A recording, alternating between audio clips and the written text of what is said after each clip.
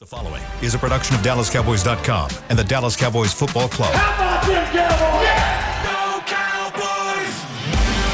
This is Girls Talk, Boys Talk, presented by Jigsaw Dating, preferred dating partner of the Dallas Cowboys, and broadcasting live from Dallas Cowboys World Headquarters at the Star. Now your host, Nicole Hutchison. Welcome into Girls Talk, Boys Talk, presented by Jigsaw, the preferred dating partner of the Dallas Cowboys. In the SWBC studio, we got Aisha Morrison, Jess Navarez, and Christy Scales, myself, Nicole Hutchison, in the studio. It's a Victory Monday, and yes, I'm still counting it as a Victory Monday. That's fair. Even though they played on Thursday. Ride it out as long as possible. Ride it out as long as possible. Right. Enjoy the feeling. Right? You didn't get to for 2 weeks straight. You have to enjoy it for 2 weeks straight. Exactly. Yeah. I think so. That's only right. Logical. The Cowboys getting the job done on Thursday night against the Giants, 20-15 in MetLife Stadium, but unfortunately, not only coming away with a win, they came away with some banged-up guys, specifically Micah Parsons with a high ankle sprain and DeMarcus Lawrence with a mid-foot injury, both seen in either a boot, Micah Parsons, and then DeMarcus Lawrence seen scootered around the Star. Christy Scales, you got a chance to see him. Yeah, but he also had a boot as well, and so 2 scooters and 2 walking boots, and both at the same position on the one side of the locker room. That's not a good Monday. Yeah. At the Star in Frisco, but no personnel moves yet. But Mike McCarthy, who just finished with his press conference a little bit earlier, in fact, he was about 15, 20 minutes coming in for his press conference because they were having some personnel meetings. So things are in the works, and reportedly some defensive linemen coming in for some workouts. But, this is going to, with DeMarcus Lawrence, with the Liz Frank, the foot sprain, that's a mid-foot sprain, and it's going to be several weeks. Yeah. Hopefully Micah, just a game or two, but Mike McCarthy did say regarding Micah that they are planning on playing this week without him. He also added that DeMarcus Lawrence, he got his second opinion today, looked at his foot. So like you mentioned, it will be multiple weeks before we see D-Law back in the fold. But that means next man up mentality, guys. Ooh, your eyes looked like, oh, I don't want them problems. What kind of impact does this have on this defensive line? Because now you're out without your 2-star pass rushers in Micah and D-Law. It's scary, specifically because you've been struggling against the run. D-Law, that's his bread and butter. And then we talk about Micah. So much of what this defense does, Zimmer and Micah have really connected. So it's like, so much of what they do is predicated off of the attention he gets and how people have to prepare for him. And so now it's like if offenses don't have to prepare for him, they about to be playing you straight up. And then some guys are not replaceable. Yeah. Some guys are not. And so even with the Cowboys bringing guys in to maybe do some workouts and stuff, it's I don't know how that's gonna work. I'm as far as Micah goes, high ankle sprains. You could correct me if I'm wrong. I feel like it was maybe like 4 or 5 years ago. A lot of guys had high ankle sprains, and then they came back, and a couple of them got seriously more injured. Does it weaken? I'm asking ladies. Does it weaken your bones, or how does it work? Because I felt like guys were breaking their legs after coming back early from high ankle sprains. Yeah, I don't know that they were breaking their legs with it, but it's an injury that not all of them are alike. Some are higher ankle sprains than other high, But you always say that the high ankle sprains are the worst kind. And take longer to come back, but no two are alike. And also, we know that DeMarcus Lawrence has had a couple of foot injuries before this season, but that's not related. Having a fractured fifth metatarsal, that's a little bone the outside of your foot there.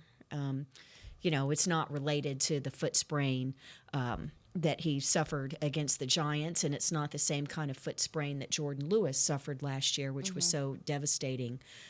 Jordan Lewis's was worse, and so hopefully D-Law can come back after a couple of months. But him being out several weeks, that's going to necessitate putting him on IR, which means he's going to miss at least 4 weeks. But you do that so that you can open a roster spot and go ahead and fill it, because Carl Lawson has only one elevation left from the practice squad. You get to be elevated from the practice squad 3 times in a season.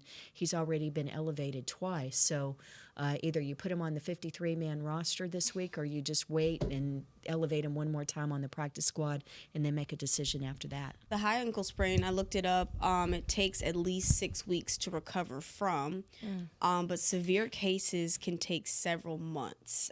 Grade 1 can take 1 to 3 weeks to recover. Grade 2, 3 to 6 weeks. Grade 3 can take several months. But with Micah Parsons specifically, they had said that I guess they're going to go 7 to 10 days and take a look at it. At least that's what reports say. And then they'll assess it afterwards. But it kind of concerns me because, like you mentioned, you don't want to bring him back so early. Because he wants to. He wants to. Hearing him today, he wants to play, but absolutely not. I mean, like, you don't want to mess up the rest of your season if you come back too early. Well, That's not my even thing about it's not even the rest of the season. Is something like that could mess you up detrimental for the longevity of your career. That could be a nagging thing that comes back and keeps creeping up if it's not tended to the right way right now.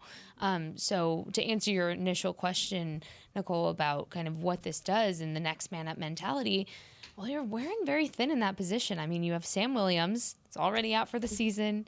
You have D-Law, now Micah.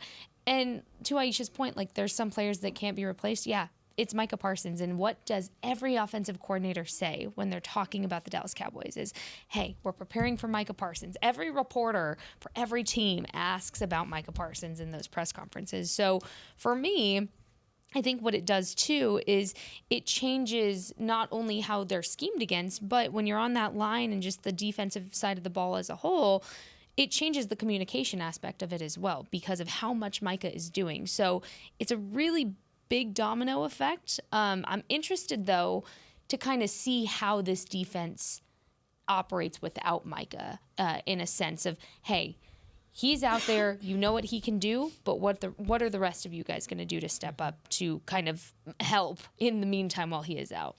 And that's something that I believe you asked Oso Digizua about, the confidence in a guy like Chauncey Golston and the other guys as well. And, I mean, from what I gathered, he said that the confidence is there because you don't want them like Micah Parsons and DeMarcus Lawrence coming back to unfortunate losses or, not handling the business that they were supposed to handle. So, I mean, from what I gathered, I feel like they're confident, and I think that that's a good thing. Well, Chauncey Golston has been a really key role player here, and he's been one of the Swiss Army knives of the defensive line in that he's had the ability to move inside. He's got the body type of a defensive end, tall and lean, a lot of bend and things like that, but they were using him, especially the previous couple of years with Dan Quinn, where they were moving him inside as in the nickel pass rush.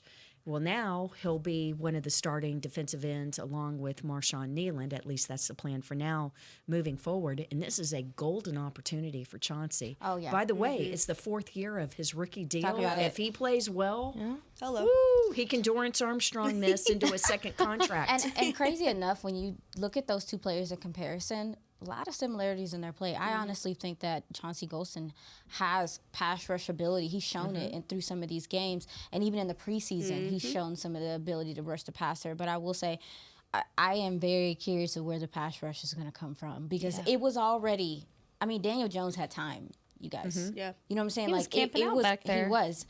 It was already kind of not, these guys weren't getting home as much as you would like in the first place. So to now be without Micah, it puts a lot of stress on your secondary, and I'm a little stressed. A little nervous. Well, no, this is a chance for Mike Zimmer to be creative. I love it when Jordan Lewis blitzes off the slot. Yay, maybe some more of that. Send Demo. Safety blitzes. Malik Hooker had himself a game. Absolutely. He had his Malik Hooker game on Thursday, so you're kind of seeing him being brought to light. Yeah, as so well. so it's not in you were mentioning it early that you can't replace. It's not a one person stepping in and being Micah Parsons or someone steps in to be DeMarcus Lawrence. And Mike McCarthy said that too. It's not a 1-for-1. right? Just because, like you said, they're not having to plan for Micah, so they're going to get a different approach from the offense with the blocking scheme and all that kind of thing. So it still comes down to the fundamental of when you're one-on-one matchup, right? And if Marshawn Nealand and if Chauncey Golston and then Carl Lawson when he gets his opportunity, and then Osa and Mazi had his best game of the year so far. Osa played well at New York. When you're one-on-one matchups, tie up those offensive linemen in the run game to keep your linebackers clean so they can come up. The run fits were a lot better against New York. So do your responsibility, alignment, assignment, execution, and again, you're not going to replace D-Law or Micah, but collectively, like Mike McCarthy said, especially run defense, it's an all-11 mentality that you have to have. And something that Aisha had mentioned is going to bring stress on the secondary. Yeah. They was already, giving up plays, big plays with the defensive line playing very well. So it's in the confidence with Kalen Carson. I know he said that he's hoping, Mike McCarthy mentioned that he's hoping that Kalen can get back to practice on Wednesday, but he's still progressing. And Duran, he's hoping that he can practice Wednesday. But if you don't have Kalen Carson out there, you're still you're still having Andrew Booth start possibly, who, Lord, I don't know what he was doing out there to start. But then, granted, Amani Aruwariye had a solid game-sealing interception, but, you're stuck with having to play backups pretty much in that secondary room as far as the cornerbacks are concerned. So, I don't know. I'm a little concerned there with the secondary. Well, it kind of goes into what Christy was just saying about doing your job. If you... listen, it is stressful. But if I bring you on a blitz, get there. Yeah. We don't have the guys. We don't have the luxury, to your point, to not get there. If you are, and that's the thing that we saw even in the Saints game or in the Ravens game, is if you're there to make the play, this team is going to have to tackle better in general. Because we're not just talking about tackling at the second level. I'm talking about there are tackles for loss that these guys were missing in the backfield. When you have this, all this stuff going on the injury front, you got to make the play when you're in position to make the play or when your number is called to make the play. So and we've seen it. We talk about it all the time. There's teams that can get away with blitzing. There are teams that get away with blitzing a lot because they can't get home with just 4. You are that team right now. Yeah. Like, with respect, I know these guys have, we'll give them some time to show that they can get home with 4, with the gentlemen that are going to be starting. But if you can't, to your point, Christy, this is the opportunity for Zimmer to get creative and things like that. And I remember, Beamer, am I tripping on the draft show that one of the scouts brought up that they thought that DeMarvion Overshown had pass rush ability? Off the edge, specifically. I can't remember. Is it Beamer back there? Is he back there? Yeah. Yeah, he'll answer. I'm sure. I can't remember. It's been a couple years. It just wouldn't with his surprise speed, me. and just with his speed, you talk about closing speed. Yeah. But then you have to think about it with Justin Fields with Pittsburgh, playing in Pittsburgh on Sunday. He's one of these mobile kind of guys, right? Yes, ma'am. So it's one of those things where if you're bringing somebody, it's the old axiom. It's keeping them in the well, right? Not letting them escape. Same thing we talked about with going against Deshaun Watson and certainly Lamar Jackson is don't let them get out. Contain. You have to stay contained, right? And if Osa can get some pressure up the middle, whether it's Justin Fields or Tom Brady or Aaron Rodgers, it doesn't matter. Peyton Manning in his day, the last thing a quarterback wants is that pressure up the middle. So if they can continue to improve that, that's going to help a lot as well. Sorry, I also just wanted to point out that, these offensive coordinators, you already know what their scheme is going to be. It's going to be pick on the weaker man. They are not going to have Justin Fields throwing the ball to Trayvon Diggs. I'm sorry. They're just not going to, unless they know it's somebody that he's not going to tackle. And that's the only reason or way that ball is thrown anywhere in his direction. So to your point about, the confidence in playing the backups here in the DB position is Andrew Booth knows what happened last week. He does. And look, you have the tape. They're going to review it. And you have to expect that that ball is going to continue to come near you because you're going to be picked on. You're not a Deron Bland. You're not a Trayvon Diggs. And respectfully, he knows that, you know, and he hasn't made that name for himself to where offensive coordinators are going to respect him when they're, you know, scheming up how they're going to play this team. So I just think what you saw last week from him can't necessarily carry over. It might, but I don't see it being... I hate saying it like this, but as bad as it was on Thursday. Yeah. It wasn't a great game, and we know that. I'm not here to sugarcoat that. At the end of the day, though, like, he's here. You want to keep that backup spot, this is your time to prove it as well. For sure. Can we talk about Mazi Smith for a second? Yes, we can. Yes. He deserves his Snaps flowers. for Mazi. Mazi Smith continued to build off, I'd say, the fourth quarter performance he had against the Ravens in week 3. Playing ridiculous. I think the box score had said like 3 tackles, a tackle for loss, and 3 run stuffs on 26 snaps. But I don't think that box score told the whole story. Can we just go ahead and say like what y'all liked from Mazi Smith specifically, and how do you like his confidence continuing to build? Because Mike McCarthy talked about how he's just seeing a much more confident Mazi Smith. Well, I think part of it too is how many reps he's gradually starting to play, the conditioning, and because that's been one thing about Mazi, and this is with every nose tackle in the NFL.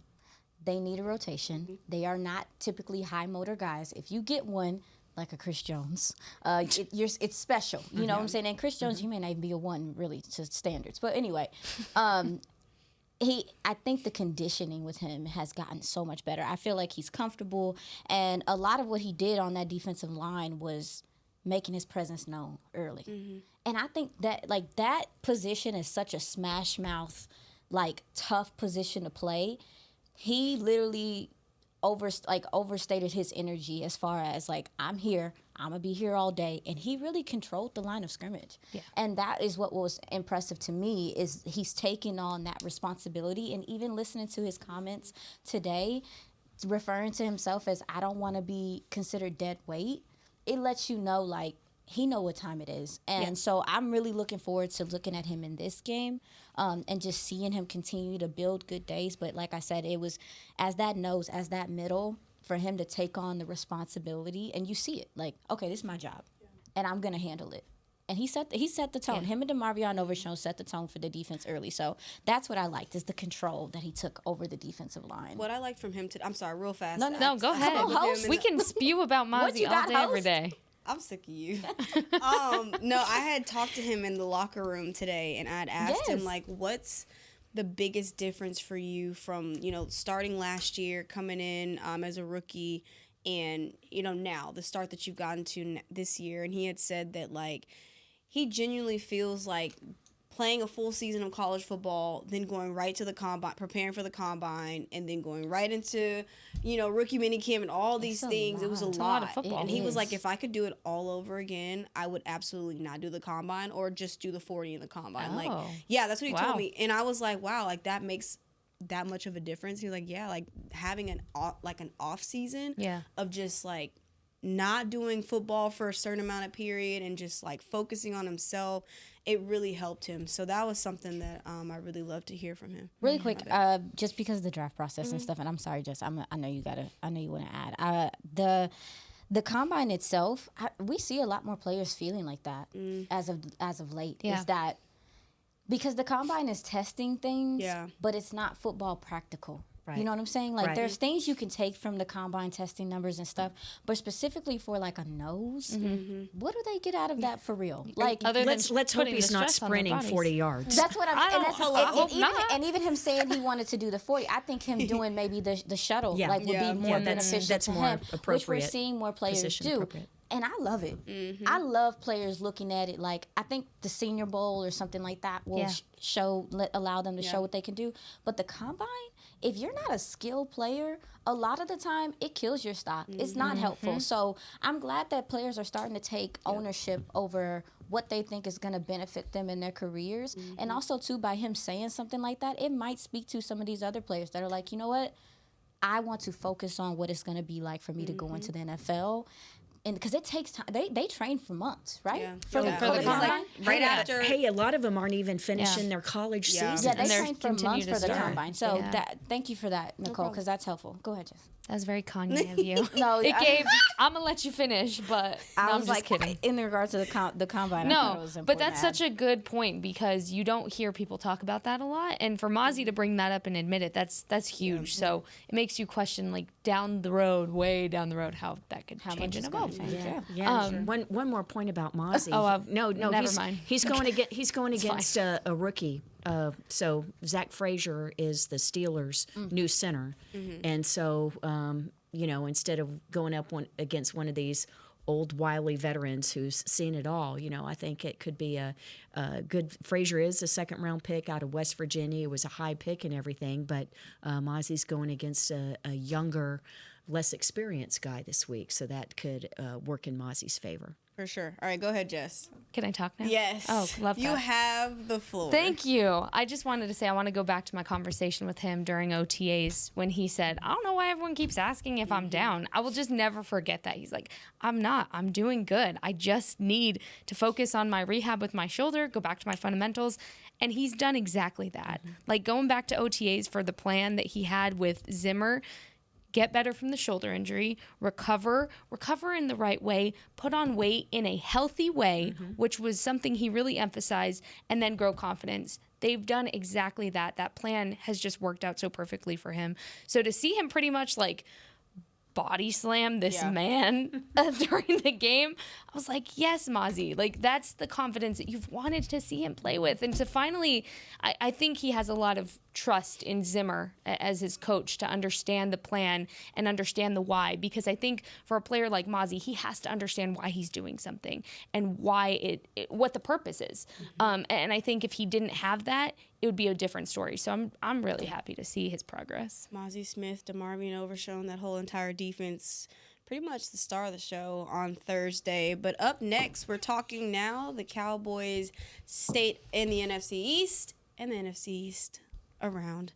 All of them, all the teams, talking all that. Come back and stick with us here on Cowboys Flashback. Wow, I've done a lot of shows today, guys. So Wow. we're just not going to talk It's about definitely it. a Monday. We're back here on Girls Talk, Boys Talk, presented by Jigsaw, the preferred dating partner of the Dallas Cowboys. We'll be right back. You got it. It's the official men's skincare brand of the Dallas Cowboys, Jack Black. And right now, Cowboys fans can get 15% off their $75 order. Plus, because every deal needs a playmaker, your order will include a free 5-piece skincare set and free shipping. The Jack Black Playmaker is 4 of Jack's favorites and a full-sized intense therapy lip balm. Make a play for the Playmaker at getjackblack.com/Cowboys with the code CowboysVIP. That's getjackblack.com/Cowboys with the code CowboysVIP. We know that juicy, cheesy, grilled to perfection burger sounds amazing, but it does sound like something is missing. Pepsi, baby! The yin to this burger's yang. Burgers and Pepsi go together like burgers and Pepsi. This perfect blending of flavors makes every bite of lettuce, every sesame seed on the bun, and every sip of that crisp, refreshing, ice-cold cola a journey to Foodtopia. Burgers, better with Pepsi. That's what I like. At Jigsaw Dating, we obviously want the Cowboys to bring that 6th ring home. But to be honest, we're more focused on finding the person who will put a ring on your finger. That's why we created a dating app that reveals your face through meaningful conversation, so you can date deeper. Because it's personality that matters the most, not looks. Join Jigsaw Dating today, dating partner of the Dallas Cowboys.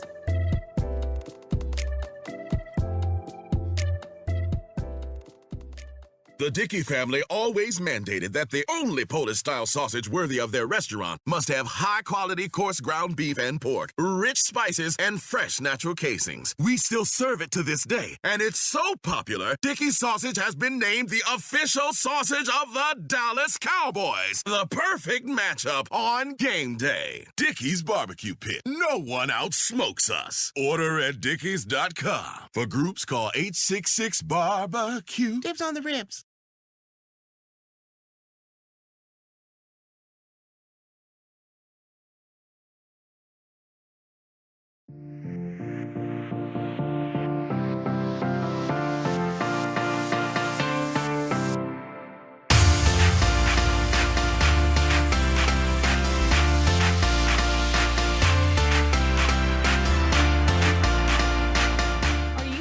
2024 Dallas Cowboys Fan of the Year. The Cowboys and Captain Morgan are celebrating extraordinary, inspiring, and original fans. Nominate yourself or the biggest Cowboys fan you know for a chance to be named the 2024 Fan of the Year and win prizes, including a trip to Super Bowl 59. Visit DallasCowboys.com/Fan of the Year and go Cowboys. Welcome into Girls Talk, Boys Talk. There you Presented go. by Jigsaw. There we go. The preferred dating partner of the Dallas Cowboys. Wow. Had to get that right. Because You did. the You way got that it. I exited that was made just me so sad. You don't have to think about it. You don't have to think. It's gone. It's in the past. We've moved on. That made me sad. What happened? What? That McCaffrey stuff made me sad. Oh, what we were just talking about. Talking about in the break, Jess was reading I'm sorry. posting that Christian McCaffrey, the 49ers All-Pro running back, has Achilles tendonitis In both both legs, and Per oh my NBC gosh. Sports. Wow. That's horrible. What do you do? I mean, but I know we're gonna. That's a good transition. Well, no, that's it. No, you make it. No, go ahead. Aisha's got it. Now we're gonna talk about. Look, y'all know. You can do it. Go Do it, around do the it. league. That's a good beginning with the transition into NFCs. talking Yeah. about the state of the NFC, Yeah. and then the NFC East because these Yeah. injuries. Man. Have we, and I asked this on another podcast that I'm on, I asked, like, I know every year we feel like injuries hit, and there's no preseason. So, the injuries that we might have seen in preseason all end up happening early in the year. But, like, this year feels different. This year feels like so many star players are injured right now. And in turn, the NFC look like it's kind of open in a way where it's, the 49ers have gotten decimated by injuries. Yep. The Eagles have gotten decimated by injuries. The Cowboys, we're dealing with our fair share right now. Like, what is going on? Yeah. Your three top Ladies. defensive ends are out because, like you were saying, Sam Williams, everyone forgets that he was going to be one of the top starters. pass Yes. rushers Yeah. this year, and he's been on IR from the training camp. What do y'all think injury. about all the injuries? I was trying to count how girls? many injuries I see on ESPN's list right now, and I'm not mean, going to lie it's to you, been it's a heavy. lot. I mean, It's just that it's key players, too. Yeah. And I wonder how much of it has to do with the lack of preseason play. Like, I always go back to that because that seems to be more of an upward trend that you're seeing as Yes, far as I starters agree. not playing in preseason. So I kind of go back to that. But I also wonder how much of it is, conditioning and those aspects of it. I mean, it's just weird that it's all around. It's everywhere. It's not just here. Can't escape it. And it's unfortunate. It's the most unfortunate part of this game. But there's been a lot of really scary injuries so far, too, this season, which is... It's hard to watch. Yeah. Yeah, and even like the Steelers, their first-round pick, Yeah. their offensive tackle, out for the year. So with I believe, dislocated knee. And so, dislocated knee. Jackson Powers Johnson? No, Troy yeah. Faltone. Troy Faltone. Troy? Lord, He's Eric. out. Football guys. Yeah. Are you, what we do? Why are you so upset with us? Man. I just my hate goodness. that it had to hit the Cowboys like this, especially with Micah and DeMarcus Lawrence. painful. It's really Yeah. detrimental for this team. But now hopefully other guys can step up. But when you look around the NFC East, the Cowboys are 1-2, tied for last place going into Thursday. Now they're Gross. second in the NFC East, Behind the Commanders. the Washington Commanders. Not too much. Not too much. We're not gonna linger there Stop. too long. They like we're should in the enjoy it while they last. It's like we're in the Twilight Zone or something. Dan Quinn said, "Watch me."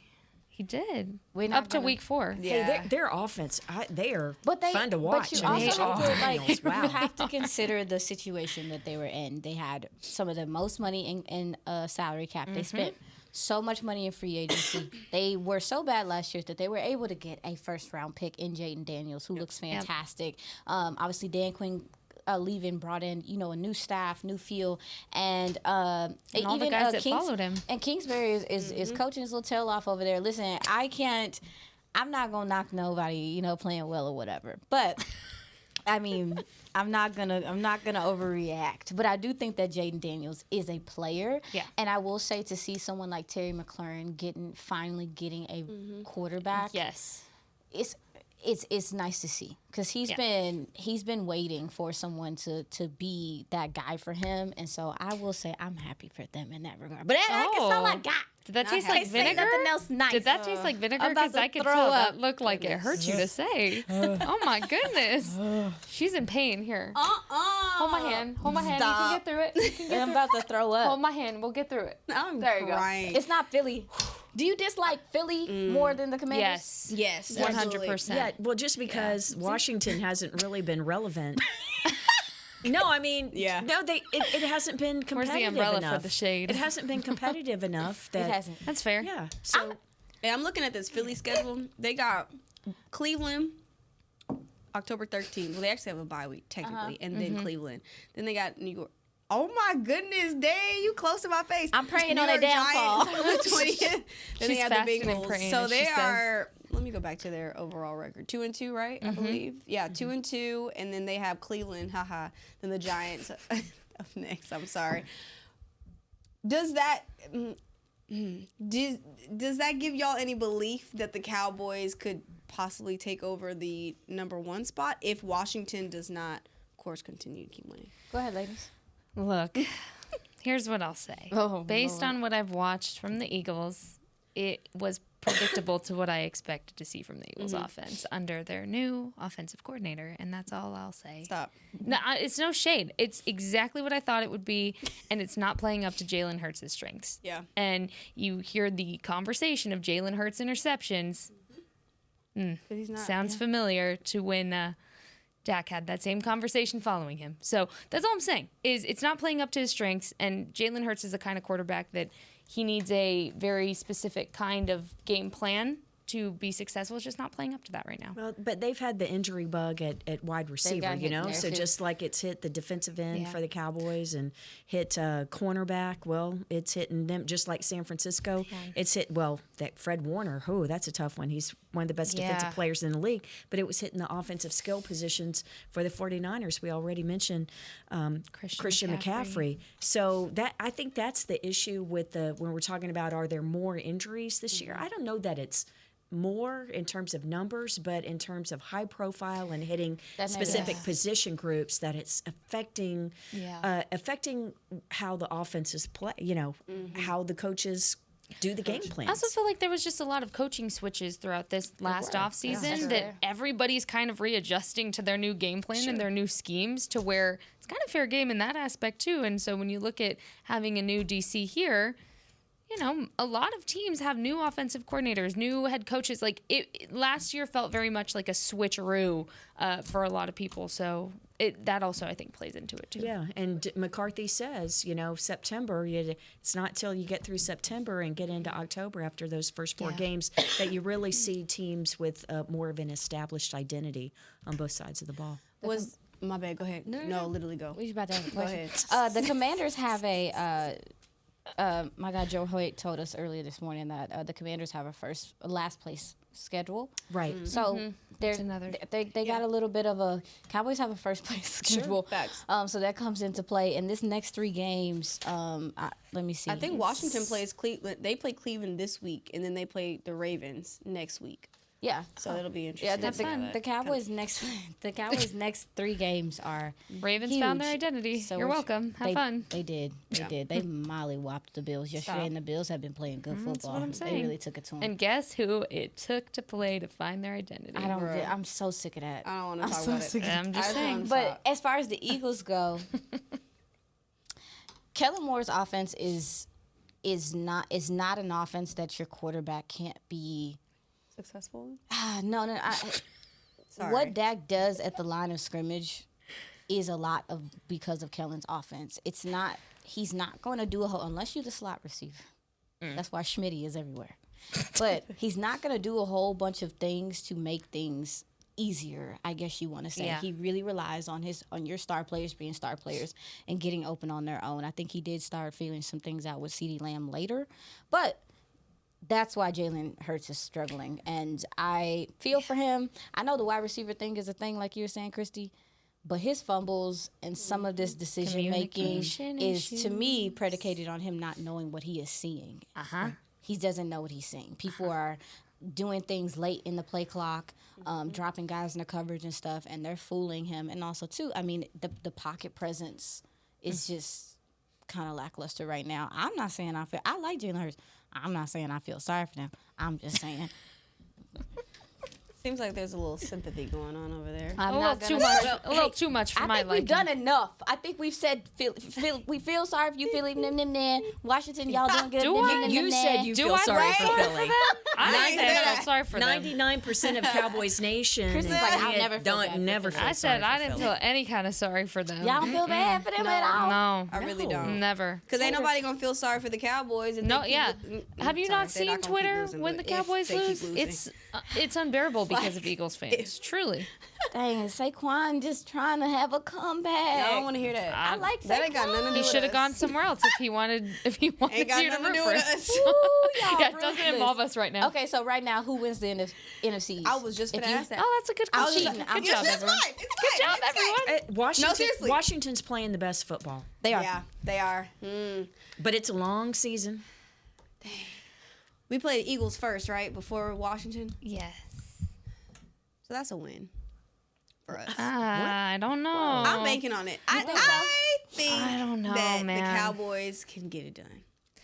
I think. Maybe a hot take. Well, I think they win one, they lose one. Well, That's where I'm at. I do agree. I think Philly. if we're healthy, I'll say Right. that. If we're healthy Right. around that time, and Exactly. we've established an identity offensively, we've got the ground game going, run game going. I truly believe that we can beat Philly both times. Yes, I said both. Keep going. Oh my Good for gosh, that you. never happens like that Hey, anymore. so if that happens, you got to clip that with Absolutely. the timestamp and be like, I said this. said this. I called it.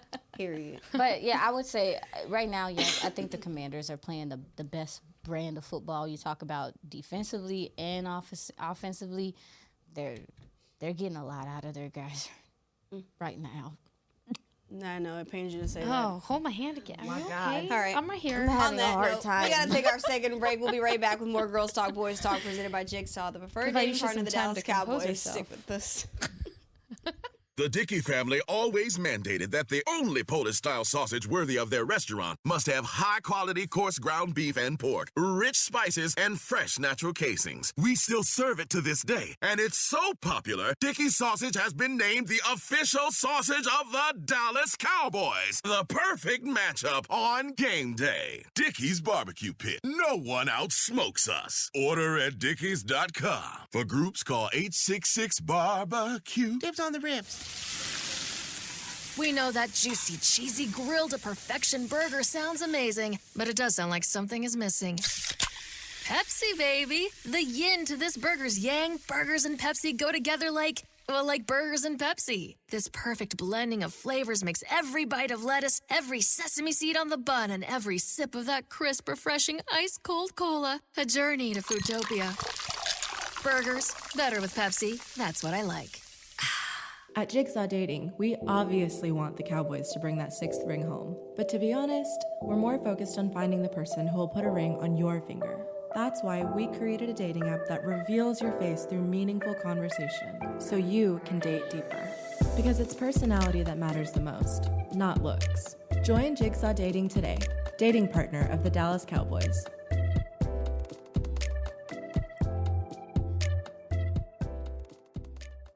It's the official men's skincare brand of the Dallas Cowboys, Jack Black. And right now, Cowboys fans can get 15% off their $75 order. Plus, because every deal needs a playmaker, your order will include a free 5-piece skincare set and free shipping. The Jack Black Playmaker is 4 of Jack's favorites and a full-sized intense therapy lip balm. Make a play for the playmaker at getjackblack.com/Cowboys with the code CowboysVIP. That's getjackblack.com/Cowboys with the code CowboysVIP.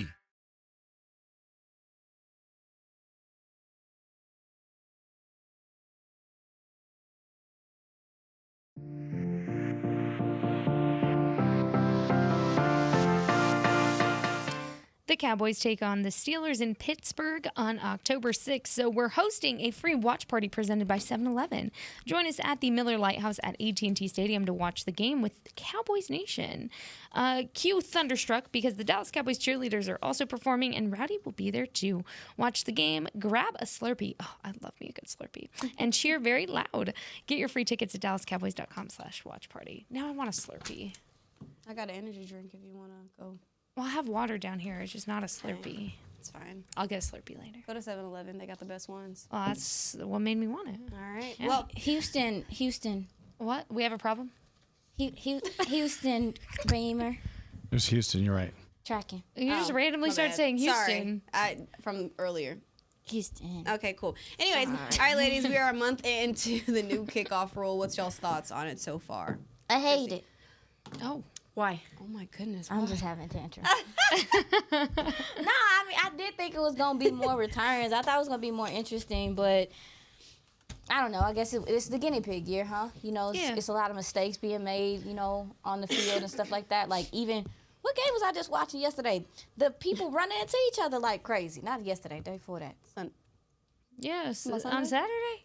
So what's today? Sunday. Today's Monday. Sunday. It's okay. Oh, Sunday. It's okay. Yes, Okay. I keep seeing people running into the returners and just like there's some confusion. You see guys throwing their hands up. It's still a million zillion holds. Mm-hmm. Like, let us have some fun. Like, black in the back. Like, God, we just want one return. So She's still mad at the officiating crew from Thursday. I am. But, Christy, I think I did expect more return opportunities, but just like anything, we're seeing kickers figure out, like even like Aubrey, figure out how to kick it, who to kick it to, how to kick away, and whatever. People are starting to strategize. Yeah, and I think that the kickers who are effectively making the other team return the ball, you know, instead of because Brandon, the first couple weeks, he was over kicking it just by 2 or 3 yards. It was going into the end zone, and the returners were kneeling down, and the ball was going to the 30-yard line. Especially last week and towards the end of the previous week, he was kind of a little bit lower. The ball in the landing zone at the 1 or 2 yard line, forcing the return, and the Cowboys making the tackle at, say, the 24, 26 yard line. So I think they've covered very well. Marshawn Nealand had a slobber knocker on one of the returns. That was great. But the Cowboys have already returned 8 kickoffs this year. So let's flip it to the Cowboys being the returner and not Brandon Aubrey trying to pin people down and making them return it. Wanye Thomas had 6 returns, Kavonte Turpin, and that's through the first 3 weeks. Well, it's also through the first 4 weeks because the Giants were just kicking it out of the back of the end zone, and neither Wanye nor Kavonte had an opportunity to return the ball in week 4. Now, the John Fossil had the returners doing something different because before Wanye was on the right side lined up at the goal line, Kavonte on the left side. He had them stack one behind the other in New York on Thursday night, where Wanye was at the 5 yard line, Kavonte was at the goal line in the middle of the field, and so the opposing kicker's not going to know which side is Kavonte going to be on because I'm going to kick it the other way. Oh, that's so cool. they're strategizing. They just didn't get a chance to try it and get a return because the Giants kicker was banging it over their heads and out of the back of the end zone.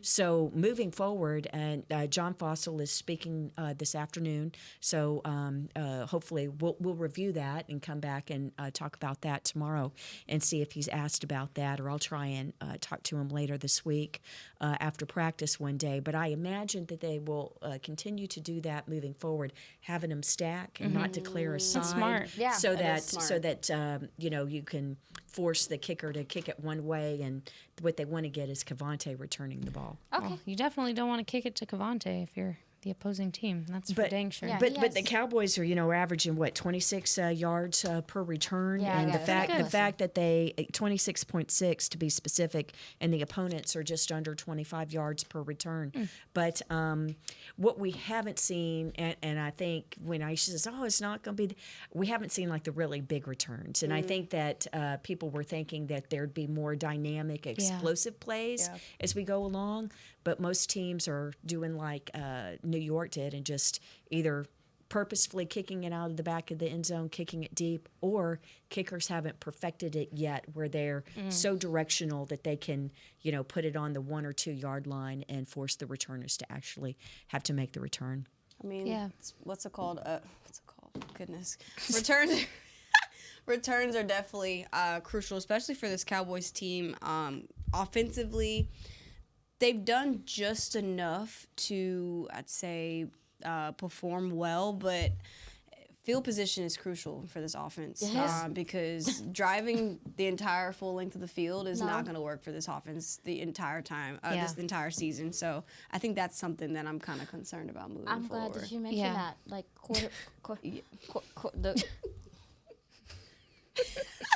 I don't know what the plays are for when they're close to the inside the 10 or inside the 20, but I don't like them. I don't like none of the designs. Not a single one. It all scares me when they're pinned and they're in zone. So starting field position is going to be important moving forward. I will say Brian Anger is still that guy. He don't get a lot of loves, but what he does in setting up even the defense to be able to have teams are having to drive the length of the field. They just are. Yeah. So. It was just his birthday last week, too. Well, yeah, he's such a nice human. Guys' birthdays last week. September birthdays, they're the best. What can I say? I'm not biased. I'm a Valentine's Day baby. What I wanted to say though, real quick, is I enjoy seeing Wanye Thomas get his fair share of opportunity alongside Kevontae Turpin, because I assumed it would be Deuce Vaughn and Kevontae Turpin, but seeing Wanye Thomas was a really pleasant surprise. I think he's getting more comfortable in the position. You can see him shedding blocks a little bit more. So I can't give you a fair assessment on what I feel about this yet. I think ask me at the end of the year, because it's like, it's play by play at this point where I'm like, oh, that was cool. And then the next time I'm like, oh, it's very up and down. It's just, I'm personally still adjusting to it. I think they're just trying to find ways to get him opportunities to play on the field, and that's something that's big. I know. I like he's it not. too. He's not getting a lot of defensive snaps because you got Malik Hooker and Dono, obviously the starting safeties, and getting a bulk of those defensive snaps. So, I mean, I like the fact that McCarthy's trying to make sure that Wanye gets playing. I think it's Bones too. Because of course, he's definitely that guy that's like, hey, I see your potential. I see what you're able to do. I see your skill set. Come over here. And he's a bigger body because if you're not the one that's returning the ball, then you're blocking, and so he's a bigger body to block than having Deuce out there. I'm not saying that Deuce can't do it, but that may be one of the factors as well. They scaring me. They need to put one of them other receivers back there because he's a safety.